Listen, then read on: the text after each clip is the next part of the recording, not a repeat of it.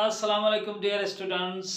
हक मौजूद यसन ता सबनी के मुझे चैनल ते भली का and we are studying the process of photosynthesis. As I've completed all the requirements of photosynthesis, now we are going to start the process of photosynthesis. And photosynthesis actually takes place by two processes, the light reaction and dark reaction. And we are going to start with the light reaction first. Light reaction is a process in which several steps or events take place. During light reaction, formation of ATP takes place, reduction of NADP into NADPH takes place, and actually breakdown of water by a system, a water splitting complex. A process takes place that is called photolysis, and by both these mechanisms, actual chemoosmosis is taking place, that is forming ATP. So very simple, light reaction simply produces ATP, it reduces NADP into NADPH, and it breaks the water by a process of photolysis. I'm going to brief them all as we have already studied this structure, and this is a structure of thylakoid membrane. As we have studied, this is structure of thylakoid membrane. This is the inner membranous space called lumen, and this is an outer side. That outer side is termed as a stroma. And what actually is going to take place, what's going to happen in this process, in this thylakoid membrane, we have different structures. See, this is photosystem 2, that is absorbing light of 680 nanometers.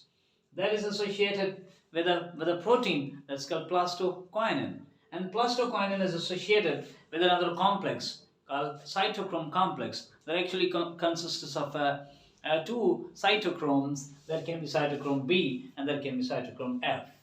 And finally, this is another protein present in thylakoid membrane. It's called plastocyanin, which is mostly associated with the photosystem 1. And this is a photosystem 1, which works independent also, and it receives electrons from photosystem 2 as well. And with this photosystem 2, there is a complex present nearer towards the luminal side in a thylakoid membrane, and to that system we say it's a water splitting complex that will break water, and it will release electrons and it will release protons and oxygen as well. What actually takes place during light reaction? During light reaction, ATP is synthesized, and synthesis of ATP during light reaction is actually termed as a photophosphorylation, as phosphorylation is going to take place in the presence of light. Therefore, we say it is called photophosphorylation. During light reaction, photophosphorylation takes place by two ways. That can be non-cyclic photophosphorylation, and it can be a cyclic photophosphorylation. How a non-cyclic photophosphorylation takes place, let's learn when photosystem 1 is excited. As we have studied, there are light harvesting complexes that stimulate chlorophyll molecule and that emits electron, and electrons are primarily received by a protein that's called pheophytin. Pheophytin transfers these electrons to another acceptor, protein acceptor, that's called plastoquinin, which is associated with the photosystem 2. Plastoquinin can then transfer these electrons to these complex. These are called cytochrome complex. And a cytochrome complex has two cytochromes, that can be cytochrome B and that's called cytochrome F. And as electrons are moving through this cytochrome complex, they are not only moving electrons in one way, but they are also taking protons from the stroma. Cytochrome complex simply takes protons also, and it pumps protons inside lumen of the thylakoid, and the protons are just pumped in the lumen. As electrons are moving, cytochromes are transferring electrons forward, and they are pumping protons inside the lumen. And therefore, gradually the concentration of protons inside lumen would keep increasing, which would resultantly help in a chemiosmotic synthesis of ATP by a complex called ATP synthetase complex. Electrons from cytochrome complex, they are received by another protein, and that protein is termed as a plastocyanin. And this plastocyanin would finally give these electrons to photosystem 1, which is actually excited as it has also received light and its chlorophyll has emitted electrons, and in order to make that chlorophyll stable, it receives electrons from photosystem 2. And finally, electrons are settled in chlorophyll A in a photosystem 1, and here these electrons can again emit and they can move forward.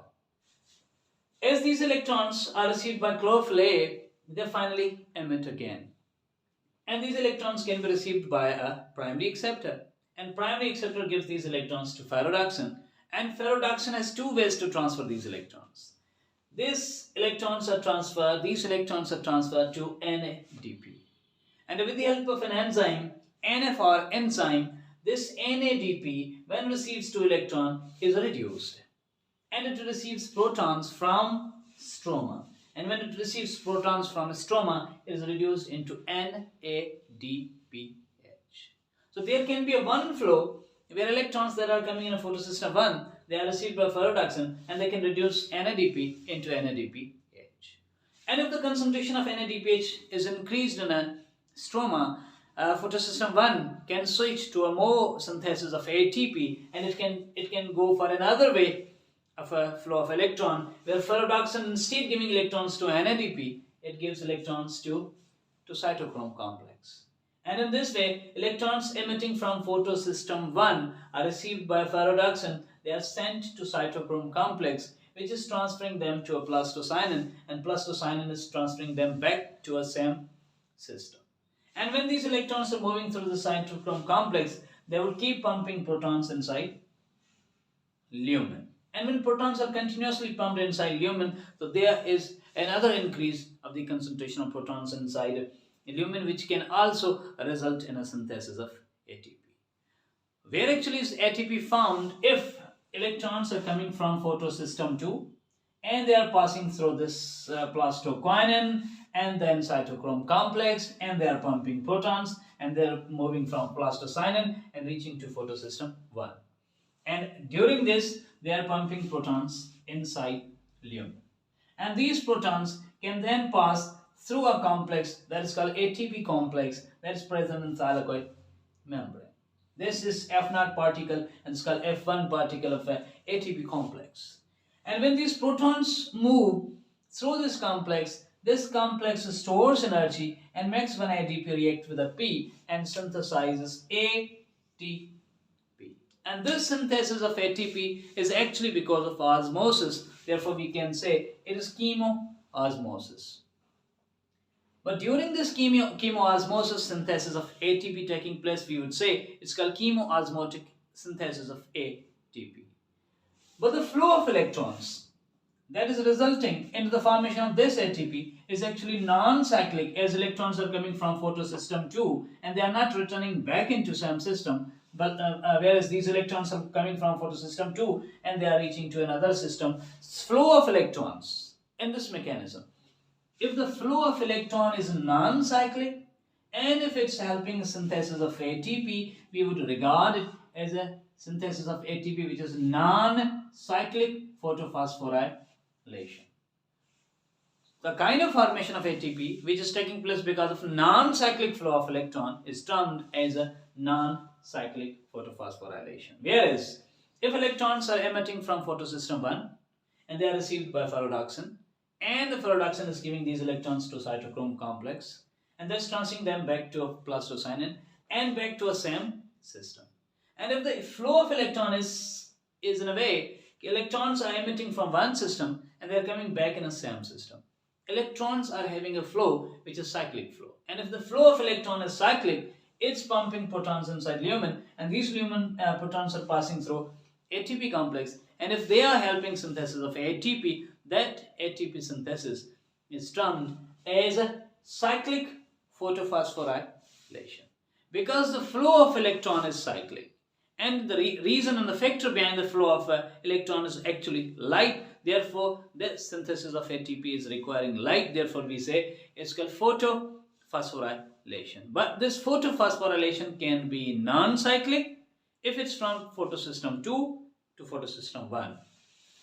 And it can be cyclic if the flow of electron is right from photosystem 1 and electrons are coming back into photosystem 1. During non-cyclic flow, when electrons are coming from photosystem 2 and they reach to a photosystem 1, they are emitted again and they are received by ferredoxins. And these same electrons can move, and the other important process other than non-cyclic photophosphorylation and cyclic photophosphorylation, the other important process that takes place during light reaction is actually reduction of NADP. So the electrons that are coming from photosystem 1, they are received by reduction, and reduction gives these electrons to NADP. Actually it's called NADP, and this NADP is actually reduced into NADPH. And this is another important step of the light reaction, where NADP is reduced into NADPH. Another important process that is going to take place during this light reaction, it is actually breakdown of water, which is called photolysis. And there is a water splitting complex that breaks water and produces electrons, and it produces proton and releases oxygen. Electrons are given to a photosystem 2, which is excited. Chlorophyll molecule that is excited and that has emitted electron needs electron to become stable again, and water donates these electrons. Therefore, photosystem 2 is continuously emitting electrons, and these electrons are continuously been provided by a water splitting complex, and thus this structure becomes stable, and this process goes on and on again and again. Water not only produces electron, but it also produces protons as well. Protons are accumulating in a lumen, and electrons are sent to photosystem 2 to make it stable. And these protons will again move by this complex. They can help in the synthesis of ATP, which is called chemiosmotic synthesis of ATP. So this is another important process that is said to be photolysis. Therefore, during light reaction, if I just summarize it, during light reaction, photosystem 2 will emit electrons, and these electrons will move by non-cyclic flow to a photosystem 1. And during this flow, cytochrome complex will pump protons inside lumen, and these protons will pass through this complex, and they will help in the synthesis of ATP, which is termed as a non-cyclic chemoosmotic photophosphorylation. And similarly, these electrons that are coming to photosystem 1 can emit, and they are again received by another protein for reduction, that can give these electrons to another molecule which is present in a stroma, and that molecule is called NADP. And when NADP receives electron, it's reduced, and it's reduced into NADPH. This is another most important event, that's called reduction of NADP into NADPH. Whereas there can be another flow as well.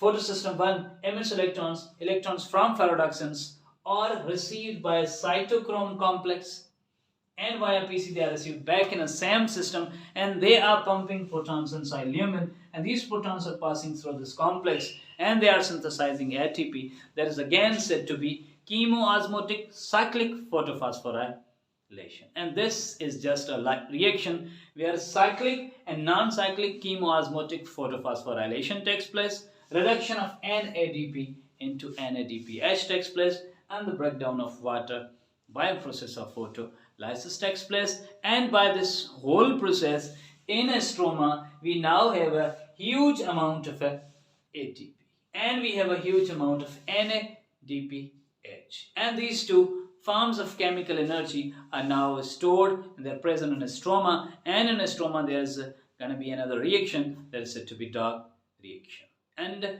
I'm going to explain the process of dark reaction in the next class. Thank you very much. Subscribe my channel and share it, comment as well, and let's learn together. Sabni ji, very mehrwani. Thank you.